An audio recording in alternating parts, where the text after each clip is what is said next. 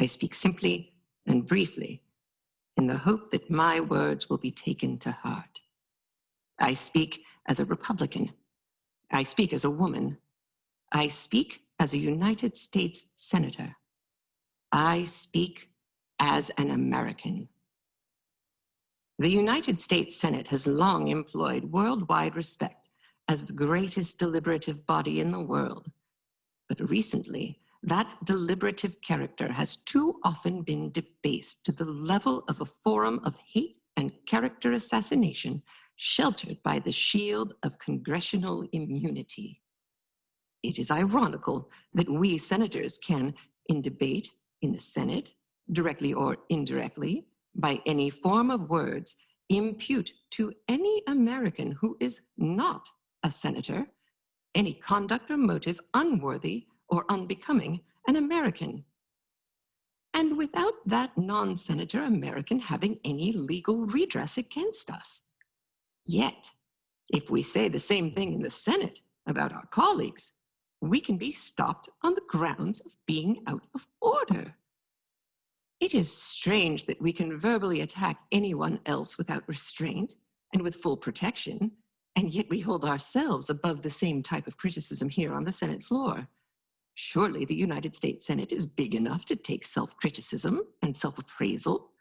Surely we should be able to take the same kind of character attacks that we dish out to outsiders. I think that it is high time for the United States Senate and its members to do some soul searching, for us to weigh our consciences on the manner in which we are performing our duty to the people of America, on the manner in which we are using or abusing our individual powers and privileges. Margaret Chase Smith was born on December 14th, 1897 in Skowhegan, Maine. She was the daughter of George Chase, who is the town's barber, and her mom, who kind of worked a multitude of jobs. She was a clerk and a telephone operator. Margaret Chase kind of lived like a normal life. The one thing that was kind of different was at the age of 12, she did start working kind of just to raise up her own money. She worked at a 5 and dime store, and at that time she saved up enough money to buy herself a life insurance policy, which when I was taught, that's definitely something that I wasn't thinking about. So it's kind of interesting to see.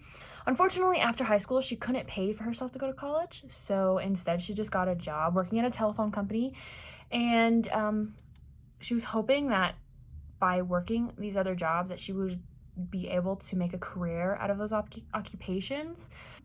While working at the telephone company, she actually met her husband, Clyde Smith, who at the time was 21 years her senior and was already an established politician, and they were married by 1930.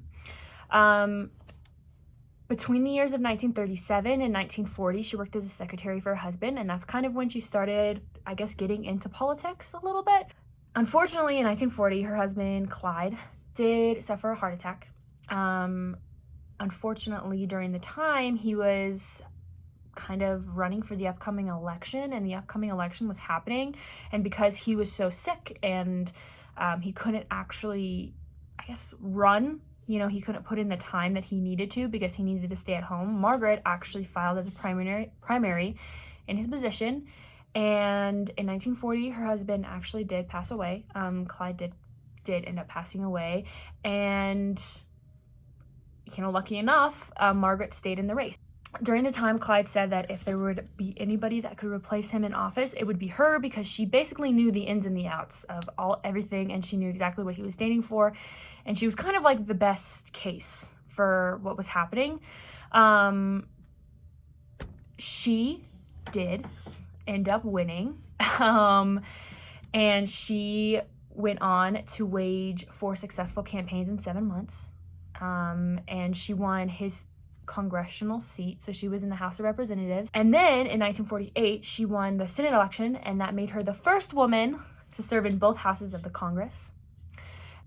So let's kind of talk about Margaret in office and kind of what she stood for.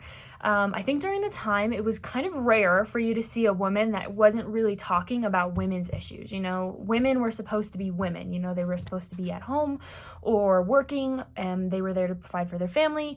They weren't really talking about everything that was going on, maybe in other parts of the country or anything that was going on with the war or really anything. They didn't really delve into those things because those things didn't really affect them. Margaret kind of wasn't like that. She was very much like, I'm not going to limit myself to only women's issues. And she actually she was very interested in learning about foreign affairs and even military, things that were going on in the military.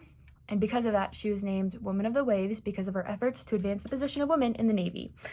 So she definitely didn't limit herself to women's issues, if you will, which was really, really great. So in 1950, she gave her Declaration of Conscience speech. She gave it on the House floor. It was a really big, famous speech. It was very important during the time because she was the only person to talk out against McCarthyism. Everybody else, obviously she had supporters and there were definitely people that agreed with her, but nobody actually spoke out about it except her, which was a really, really big deal. You heard a little bit of the speech at the very beginning of the video, and I 100% suggest going to listen to the rest of it because I think she has a really important outlook kind of on everything that was happening in the world at the time. In 1972, she unfortunately lost her re-election for her 5th term in the Senate, but she did serve 24 years in the Senate, which is a pretty big thing. Her loss didn't do much for her. It was kind of like a retirement. She felt very happy about it, and because of that, she went on to work on really amazing projects. She ended up making the Margaret Chase Library, which she opened in 1982. And then in 1989, she was given the Presidential Medal of Honor from George W.H. Bush at the White House ceremony. She passed away on Memorial Day in 1995. Margaret actually ended up serving 9 years in the House of Representatives, and she ended up serving 24 years in the Senate, as I mentioned earlier. This was a pretty big deal because even though she wasn't the first woman to serve in the House of Representatives, or she wasn't the first woman to serve in the Senate, she was the first woman, obviously, to serve in both, and it was still not as popular during the time for a woman to be in a position of power or in a position of that kind of power, and for her to be talking out about women, not only just women affairs, not limiting herself to only one subject. It was a really big deal. She obviously faced a lot of backlash, and she really didn't let that get to her when it came to it. She obviously ended up serving 24 successful years in the Senate. She gave amazing speeches, and she had an amazing opinion that I think a lot of people didn't have at the time, or they were too afraid to talk about, and I think that is something that is really, really admirable. In Margaret's speech, the Declaration of Conscience, she talks about being an American and how she doesn't understand how, as Americans, we can talk about all of these other countries in a terrible way, and we can talk about their governments, and then when it comes to our own government, we aren't allowed to ever talk about what is wrong with them. It is a taboo. You don't do it, and if you do, people hate you for it.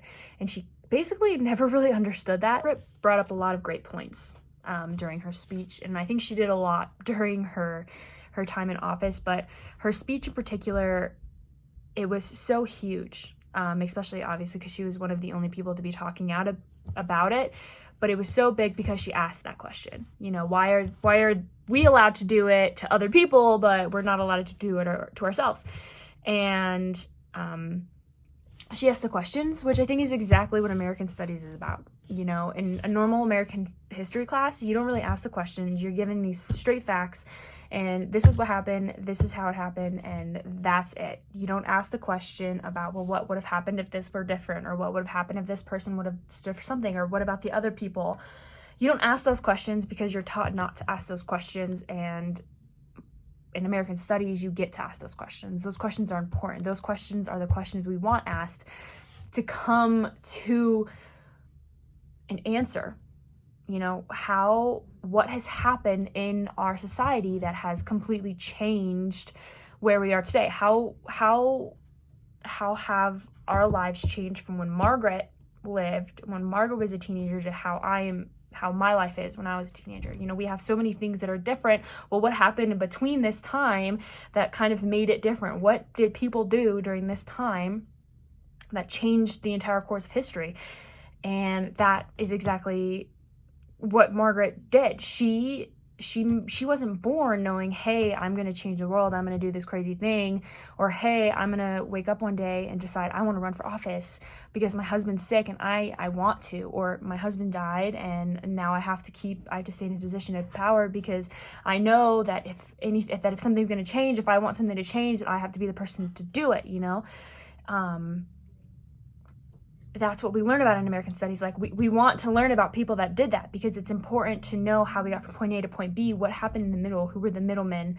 Margaret was one of those people, right? You know, even Margaret's even the tiny thing that she did by running in both houses was a big deal, right? It changed some people's opinion on a certain thing.